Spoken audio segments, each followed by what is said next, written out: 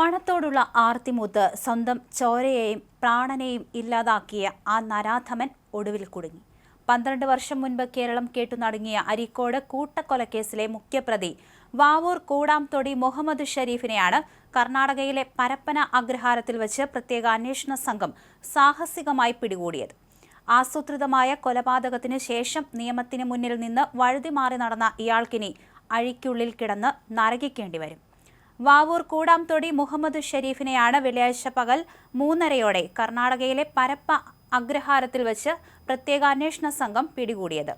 ഭാര്യയെയും 2 മക്കളെയും വെള്ളക്കെട്ടിലേക്ക് തള്ളിയിട്ട് കൊലപ്പെടുത്തിയ കേസിലെ പ്രതിയാണ് ഇയാൾ. പ്രതിയെ കണ്ടെത്തുന്നതിനായി പോലീസ് ലുക്കൌട്ട് നോട്ടീസ് പുറപ്പെടുവിച്ചിരുന്നു.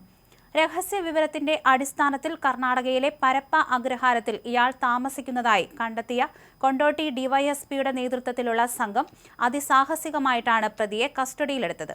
2015 കേസിൽ സാക്ഷിവിസ്താരം നടത്തുന്നതിനിടെ ജാമ്യത്തിൽ ഇറങ്ങിയ പ്രതി ഒളിവിൽ പോവുകയായിരുന്നു.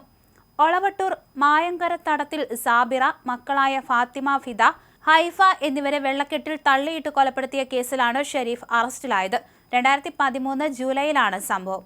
പെരുന്നാളിന് വസ്ത്രങ്ങളെടുത്ത ശേഷം കുടുംബവുമായി വീട്ടിലേക്ക് മടങ്ങുന്നതിനിടെ ടയർ പഞ്ചറായ അപകടമുണ്ടായതെന്ന് ഷരീഫ് പറഞ്ഞിരുന്നു.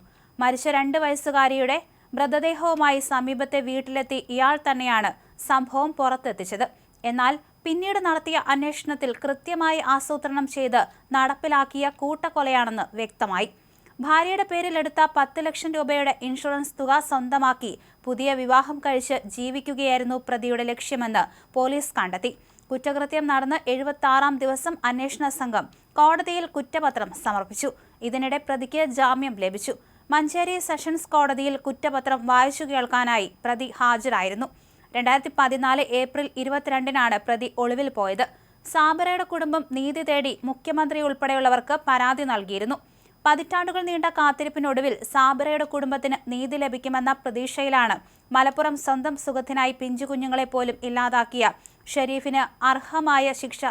പതിറ്റാണ്ടുകൾ നീണ്ട കാത്തിരിപ്പിനൊടുവിൽ സാബിറയുടെ കുടുംബത്തിന് നീതി ലഭിക്കുമെന്ന പ്രതീക്ഷയിലാണ് കുടുംബം.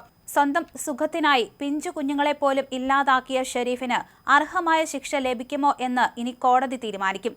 എന്തായാലും മറ്റൊരു കല്യാണം കഴിക്കാൻ വേണ്ടിയായിരുന്നു ഇത്തരത്തിൽ ഒരു തീരുമാനം പ്രതി എടുത്തത്. അതുകൊണ്ട് തന്നെയാണ് ഈ ക്രൂരമായ കൊലപാതകം നടത്തിയത്. മാത്രമല്ല, ഭാര്യയുടെ പേരിൽ കിട്ടിയിരുന്ന ആ ഇൻഷുറൻസ് തുക കൈക്കലാക്കുക പ്രതിയുടെ പ്രധാന ലക്ഷ്യമായിരുന്നു. അതുകൊണ്ടാണ് ഇത്തരത്തിലൊരു അപകടമരണം ഉണ്ടാക്കിയതും. ഇയാൾ കുട്ടിയെ വാരിക്കോരിയെടുത്ത് അയൽവീട്ടിലേക്ക് ചെന്ന് അപകട വിവരം പറയുകയായിരുന്നു. അതുകൊണ്ട് തന്നെ മനഃപൂർവ്വം വരുത്തിവെച്ച ഒരു അപകടമല്ല എന്ന രീതിയിലായിരുന്നു ആദ്യമൊക്കെ സംസാരം. പിന്നീടാണ് ഇതൊരു കൊലപാതകമാണെന്ന് പോലീസ് കണ്ടെത്തിയതും.